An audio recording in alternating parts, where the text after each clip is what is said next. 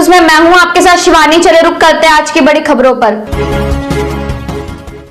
कोई करता है खबरों से आगे रहने का वादा, कोई करता है तेज रफ्तार का दावा, फिर भी क्यों दब जाती है सही खबर?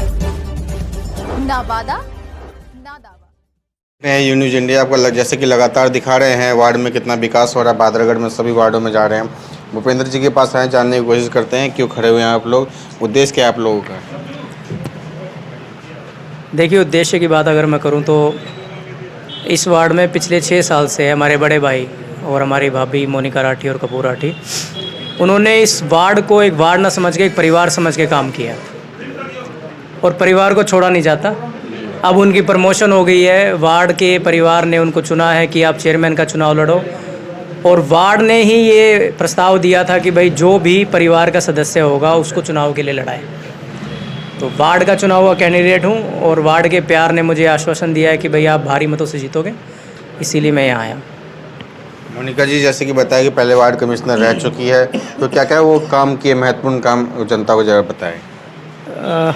ऐसे काम जो आपको मैं चैलेंज के साथ कह सकता हूँ, हमारे यहाँ भगत सिंह पार्क है, आप पूरे बहादुरगढ़ में चले जाओ, यहाँ तक कि मैं कहूँ कि स्वर्गीय ताऊ देवीलाल जी का जो पार्क है उसकी भी पिछले नगर परिषद ने जो खस्ता हालत करी। और हमारे भगत सिंह पार्क को अगर आप देखोगे, ना तो वहाँ आवारा पशु मिलेंगे, ना ही वहाँ कोई ऐसे असामाजिक तत्व मिलेंगे, ना कोई ऐसा लड़का होगा जो वहाँ कोई नशा कर रहा होगा या कोई गलत काम कर रहा होगा। बहुत ही सभ्य और सरल स्वभाव के लोग वहाँ आते हैं, दिनचर्या की एक्सरसाइज करते हैं, अपना सुख दुख बांटते हैं और एक खुशी होती है हमें। हालांकि उस पर भी राजनीति हुई थी। उस पार्क का उद्घाटन मेरे फादर साहब ने जब विधायक थे तब किया था और कौशिक साहब ने एमएलए बनने के बाद सबसे पहले उस पत्थरों ग्रहण का काम किया। ये टुच्ची और छोटी राजनीति हमारे परिवारों को भी शोभा नहीं थी। पत्थर गिराने से आप लोगों के मन से उनको नहीं निकाल सकते, जात पात का जहर करके आप उनको नहीं निकाल सकते। काम करने की इच्छा से हम आए हैं। हमारा एक नारा है कि इस बार हम नया बहादुरगढ़ बनाएंगे। मैं ये कहता हूँ कि नया बहादुरगढ़ क्या, हम बहादुरगढ़ को चंडीगढ़ बनाएंगे।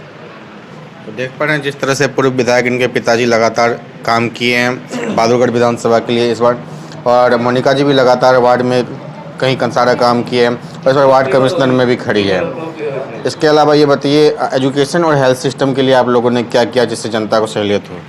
हमारा एक मैनिफेस्टो में जो हमें सबसे ज़्यादा अट्रैक्ट करने वाली चीज़ हमें लगी, हमने सर्वे किया कि नगर परिषद के अंडर हम कोशिश करेंगे जो गरीब परिवार के बच्चे हैं उनकी शिक्षा फ्री दें, क्योंकि पढ़ेगा इंडिया तभी बढ़ेगा इंडिया। वो नारा अलग है कि सरकार कहती है कि हम पढ़ाएंगे और आगे बढ़ाएंगे। अगर पढ़ाना और बढ़ाना होता तो अब तक देश बहुत आगे निकल चुका होता। 8 साल में जितना देश हमारा पीछे गया है, मुझे नहीं लगता कि ऐसी कोई सरकार रही होगी, चाहे कोई भी, जिसने देश को 8 साल चलाने के बाद उसको 20 साल पीछे किया हो। यही हाल हमारे बहादुरगढ़ का है। यहाँ पे 10 साल लगातार कांग्रेस के चेयरपर्सन रहे और अब एक नारा चलाया उन्होंने कि हम एक नई नीति के साथ आए हैं। मेरे ख्याल से 10 साल में अगर नई नीति नहीं बनी तो आने वाले 5 साल में भी नहीं बनेगी। इसलिए हम बहादुरगढ़ की जनता से अपील करते हैं, हमें एक मौका दें। हम मानते हैं हमसे गलती हुई है, हम गलती को एहसास कर चुके हैं, लेकिन हमें एक मौका दे ताकि हम इस शहर को, हमारे परिवार को, हमारे बहादुरगढ़ को एक नया बहादुरगढ़ बना सकें। तो देख पा रहे हैं साहब साहब भूपेंद्र जी का कहना है कि पहले लगातार इनके पिताजी भी विकास किए, मोनिका जी भी विकास किए और ये भी जनता के लिए विकास कार्यों को करना चाहते हैं। हरियाणा से रंजन जायसवाल की रिपोर्ट। मेरे साथ बस इतना ही। बाकी की तमाम खबरों के लिए देखते रहिए यू न्यूज।